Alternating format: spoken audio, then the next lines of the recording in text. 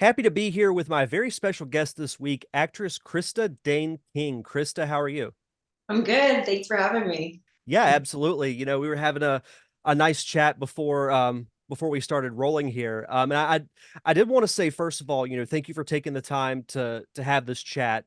And I always like to start the interviews with this because, as I'm sure you know, with being in the industry, Mhm. there's not like a how-to guidebook, or there's not like they have those idiots guides to computers or whatever. There's not really like a set way to get into it. So what Yeah. is your story, and what led you to become an actress? I will say that I went to a very artsy school. I went to a Waldorf school, if anybody's heard about it. It's and I also grew up in New York City, so I was kind of, thrown into that into that scene. But the school I went to was very artsy, hippy dippy. We did plays from first grade till 12th grade. So like first grade, I was playing Sleeping Beauty and pretending to faint on stage. My crush was the prince, and yeah, and then I just always loved doing theater. So high school, I really fell in love with it. I had kind of like a coming out of my shell moment in 10th grade where I practiced all summer to audition for the role of Audrey in Little Shop of Horrors. And yeah, and I kind of blew everybody away that didn't realize I could sing, or I was a little bit quiet on the quiet shy side before that. Um, and yeah, I kind of blew everybody away in the audition, like second day of school. And from there, I kind of just really fell in love with it. I went to an acting conservatory right out of high school. And I started auditioning for commercials, short films, anything I could, get my feet wet and just learn the business. And that's a great way to also just kind of, you know, learn everything. I mean, on a short film set, you'll see just, one guy doing all the things. So it's just a great way to kind of study. Um, yeah, and then I started getting some TV and film credits in New York, and then decided to move to LA. And the rest is history. You mentioning being in like commercials and short films, and you saying you see one person doing so many different things. Yep. As someone who's directed a couple of short films, I know exactly what you mean, Yep. because but it is a great way, like you said, to really learn what you want to do, because you can almost become like a sponge Oh, of totally. of knowledge, because with a smaller set you can see what the director's doing, or you can see what the DP is doing. You can see really what everybody's doing, because you can get kind of a feel for what exactly you want to do. Yeah, yeah, and like, yeah, I mean, there was one where the director's literally like holding up lights and like, all doing all the thing and doing rolling sound at the same time, and it's a cool way to really, um, yeah, just learn and yeah, become a sponge, and you ask questions, um, yeah. So was film and TV, like, was the entertainment side of that, was that the ultimate goal, or was that something you kind of learned after you did theater? Um, I really actually thought that I was going to want to stick with musical theater because I went to a musical theater conservatory. Um, but I kind of quickly learned that I was not that into dance, and that I was not like a Broadway type. I always gravitated more towards the like rock musicals. I was even in a rock band, like right after that, and yeah, and then I really realized that I wanted to do more TV and film. That I really enjoyed that a lot more. Like I auditioned for a million soaps when I was like 20. Um, Always got really, really close with producer sessions and never the bride. So Yeah, but it was, yeah, it wasn't something I had realized until I was out of musical theater school, but I did quickly realize that I wanted to do TV and film. So. Once you started doing TV and film, did you realize that maybe your background in theater, like, did that help you transitioning to TV and film in a way? It did. It definitely gave me kind of that edge, and the competitive edge. I will say though that doing theater, you actually have to like for having had a theater background, then for camera, you really have to pull back so much here and like compared to theater, like do nothing with your face. So that's been like a constant struggle for me actually, is yeah, always just doing less. So, because in theater, you're like, you have to be larger than life. So, and a camera, the camera picks up every little eye twitch. So, yeah, yeah, that's been definitely the thing that worked against me going to theater school. But yeah.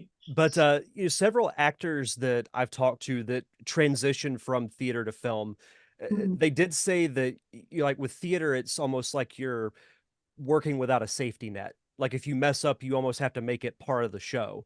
But with TV and film, if you mess up, you just do another take. Exactly. Yeah, that is something that it's something I actually miss because having an audience's reaction right there with you and they can see what's going on if something, happens or, yeah, you really have to have good improvising skills. Um, and it is kind of a cool, I mean, really, there really is nothing like doing theater. I actually really miss it. Um, having the audiences, having their immediate reaction is amazing. I mean, just and seeing people in the audience crying or laughing is just like there's nothing like that. And it does. I will say, doing theater did give me that kind of serious edge, and that I mean that education of just all of the great doing Tennessee Williams plays. It was, just having that background was pretty amazing. Um, going into doing TV and film. Oh, for sure. Would you Yeah. say a comparison would be like if, say, you went to a premiere of a film you were in and you sat in the audience hearing their reactions? Is that almost a comparable, like a good comparison to a theater audience when you're on stage? I would, yes. It's probably the closest you could get. Um, but really, I mean, just yeah, being on stage though, and have like being right there with the audience and almost getting to interact with them is pretty amazing. But yeah, I would say that could be comparable. Yeah. Yeah, because in the couple of shorts that I've directed, whenever we've had the premiere for it, I always like to sit towards the back of the room so I can hear and watch people's reactions. Because that way like what works and what doesn't work, and you almost feel like you're part of the audience in watching it for the first time. Mm-hmm. Yeah, definitely. And like sometimes you're almost like surprised when they're laughing or when they're like really quiet and you can tell they're really focusing. You're like, oh yeah, I didn't really think about that part being so, heavy or actually having some humor in it. So yeah, that is interesting. Yeah, that Yeah, is because interesting. there could be something that is meant to be totally serious, and then they laugh at it, but then you think about it and you're like, oh, I guess that actually was kind of funny.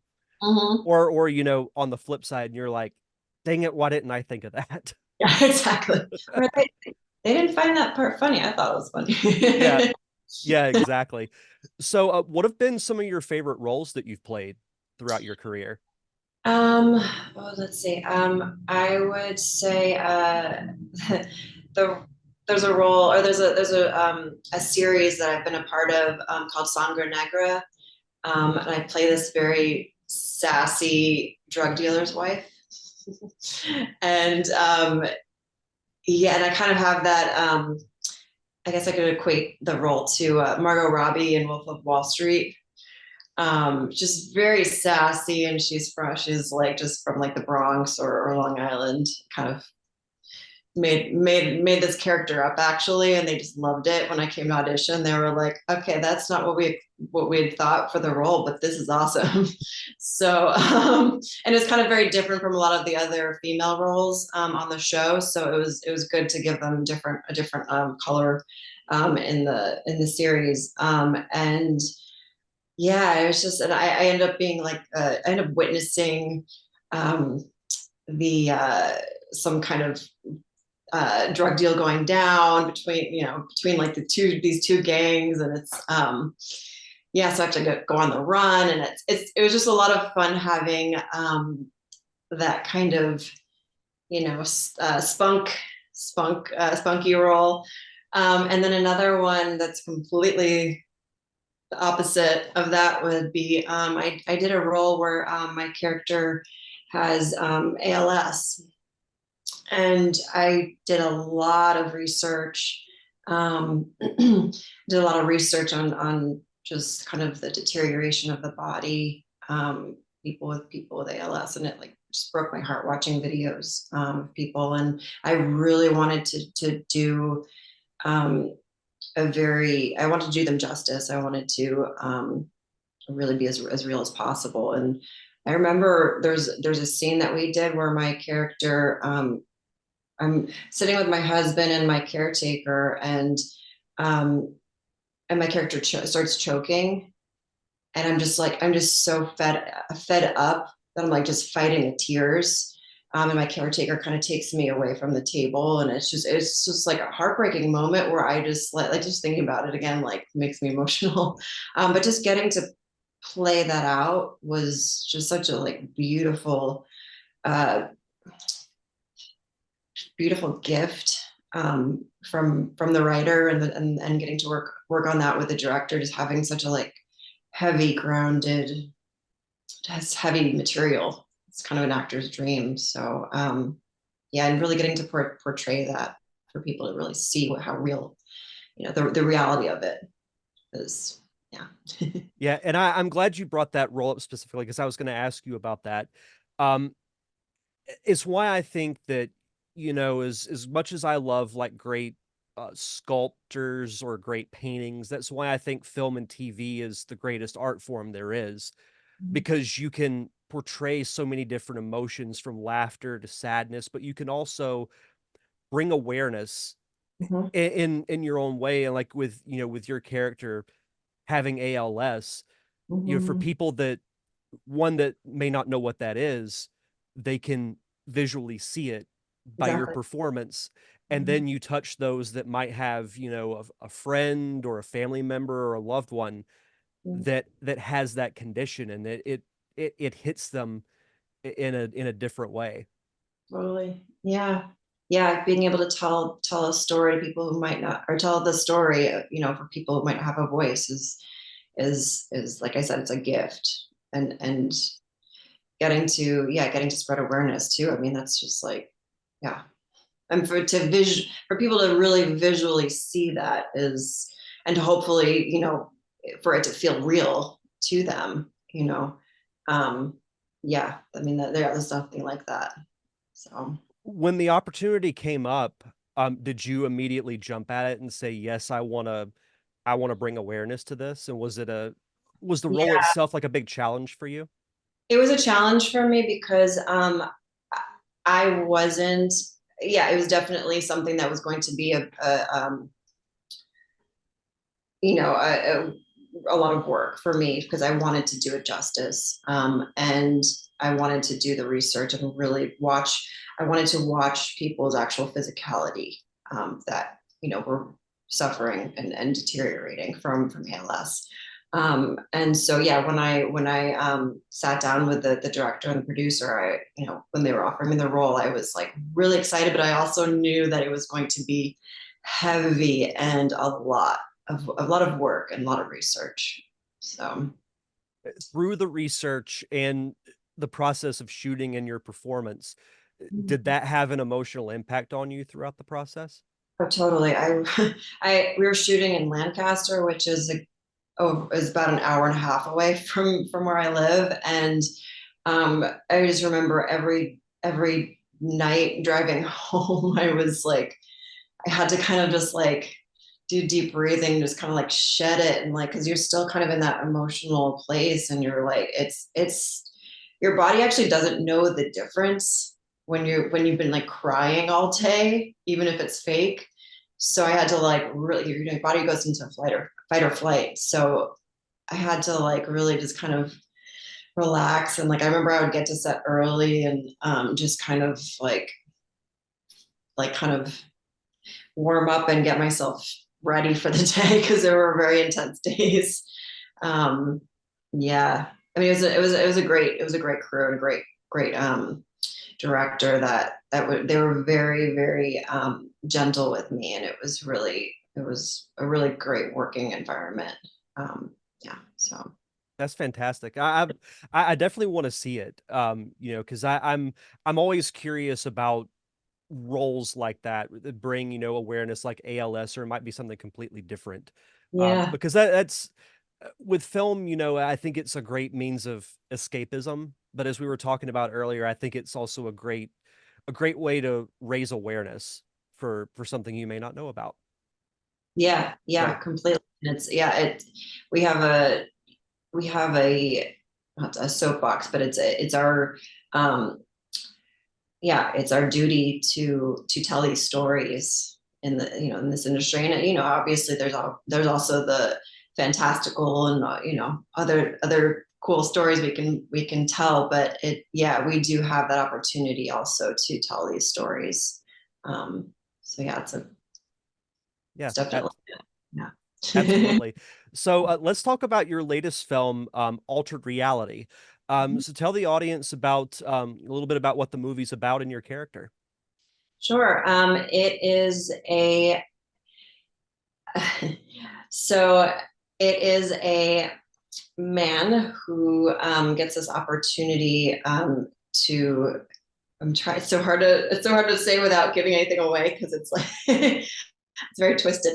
Um, he gets an opportunity to make a bunch of money off of a drug, and there's a lot of there's time travel intertwined, and um, my character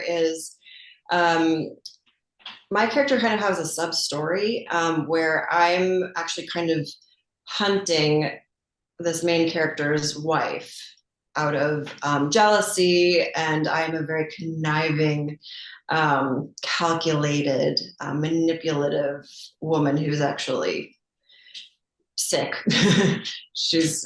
I'm very sick, and I have to say though, playing the role of like a manipulative, calculating villain is. I mean, this is probably one of the most fun roles I've had, and she just kind of unravels, and like I can't give it away, but the ending is pretty pretty crazy. As you're describing it and you're describing your character as, you know, conniving and manipulative, I'm thinking, okay, so you get the fun role. Yep, exactly. Yeah, I'm not like crying about my daughter being lost, or I don't have any of. I mean, I have a lot of intense scenes, but especially towards the end, where I'm actually kind of bearing my soul um, to the woman that I've been hunting. But yeah, it's definitely a fun. I mean, I'm just like evil. So and getting to be evil opposite of Tobin Bell, who is known for Jigsaw, like one of the most famous villains, was really cool. So That's yeah. fantastic.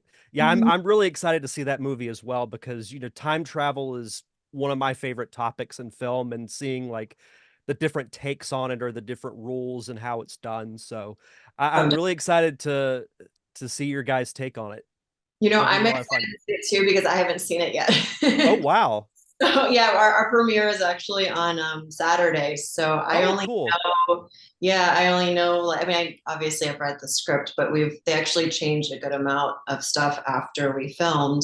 Um, so my scenes are very very separate actually from some of the other scenes, which are like time travel. You know, it's so crazy because we had like people dressed in period on set where I'm like look like I'm going out clubbing. So it's just so like this crazy. I cannot wait to see how it's all tied together. And yeah, and some of the locations on set were just amazing.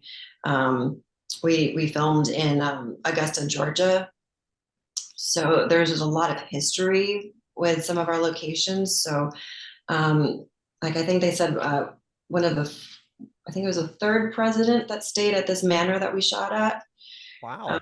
yeah, so and it was kind of like deteriorating, and Lance Henriksen is it's kind of where Lance Henriksen's character um, plays a lot of his scenes. So yeah, But the cool thing is with you seeing it at the premiere is it'll almost be like you're a member of the audience getting exactly. to see it along with them. So Yeah, that will be really fun and really yeah, that'll be really cool to see it along with everybody else for the yeah, first absolutely. So what's next for you? Do you have any other projects in the works? let's see. I'm working on something with my husband is also a filmmaker, Oh, and cool. so yeah, so he and I are always talking about some of our next projects, and there's one that we've been kind of tooling around with on deforestation of all topics. um, we came up with the idea actually when we were staying at his grandma's house in Florida. She lives in one of these like the villages where they're just constantly burning down and building more houses. And he came across a black bear out there jogging, and we were just it kind of inspired us to want to bring awareness to deforestation and just that overpopulation and all of that. So that's something we've kind of we've started writing and working on, just kind of fleshing out ideas. um, that, and then I'm having a baby in May, so Yeah, and um, congratulations on that. That's awesome. yeah, so we'll yeah, after that we'll see. Yeah, yeah, absolutely. Yeah, that's cool that you and your husband work together because my wife and I we do the same thing. Oh, Uh, cool. yeah, so we co-wrote the so you see the poster behind me that says the feature. We Yeah. co-wrote the script for that, and then she's going to be directing our next short that we're going to do this summer.